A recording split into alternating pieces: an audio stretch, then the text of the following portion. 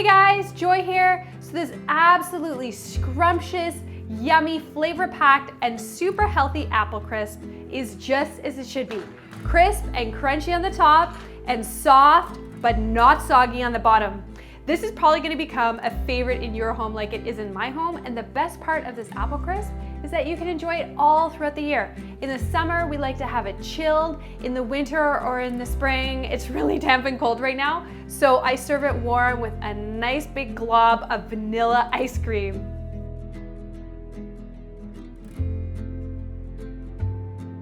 Now it's paleo and vegan, so paleo because there's no grains in it, there's no refined sugar, there's just no junk, and vegan because there's no animal food, so it's great for everybody. So first you're gonna choose your favorite variety of apples for this recipe.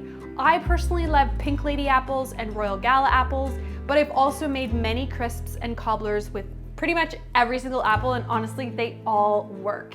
So you're gonna choose 5 to 6 apples and you're going to thinly slice them, and you're gonna place them into a baking dish. Then, if you are using Granny Smith apples, which are a bit more tart, you could sprinkle a little bit of sugar, but since I'm using Pink Lady, I don't need to do that. So then you're gonna sprinkle your apples with wonderful fragrant cinnamon and some nutmeg, and then a splash of water, or you could use apple juice because that prevents the apples from drying out in the oven and keeps them nice and moist. So the topping is amazing and very, very simple to make. So you're gonna take a big bowl, you're gonna put all your shredded coconut in there, and then you're gonna take a combo of a variety of other nuts and seeds, and you're gonna blitz them in the food processor to grind them up. Now don't worry if you don't have a food processor, you just gotta use some elbow grease and you're gonna finely chop them.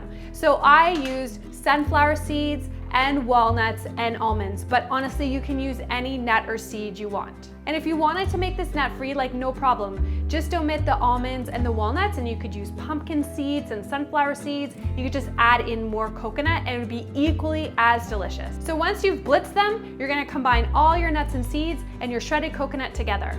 Next up, you're gonna add more cinnamon and more nutmeg, and yes, this is the second time you've added it to the recipe because you sprinkled it on your apples, but it makes the topping so flavorful. And then you're gonna add in your melted coconut oil and then your maple syrup, and just give that all a delicious stir.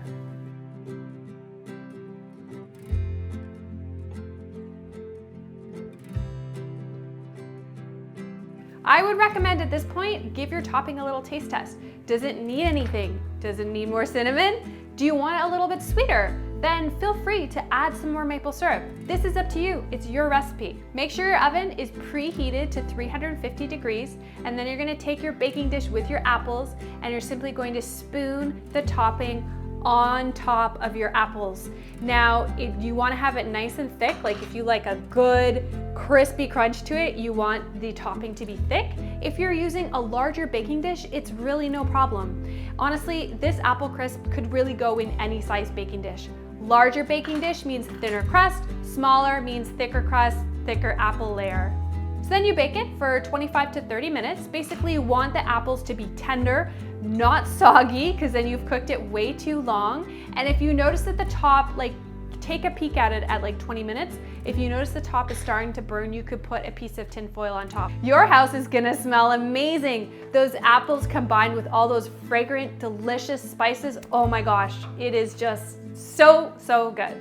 Okay, so once your crisp is done, it's time to jump for joy and spoon the crisp out onto a bowl or a plate, up to you, and then give yourself a nice dollop of ice cream, dairy-free or not, up to you, and smile because you're about to eat something totally amazing. Hey V, did you like our apple crisp?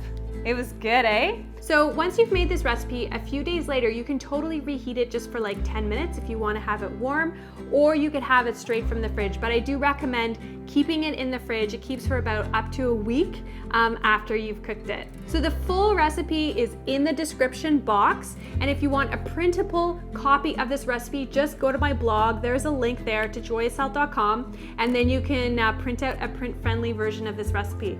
So if you like this recipe in this video, please give us a thumbs up. Thumbs up! Any comments or questions, post below. We always love hearing from you. Subscribe to my channel for more healthy, delicious recipes and healthy living tips as well. And we hope you have a joyous day. Bye everyone.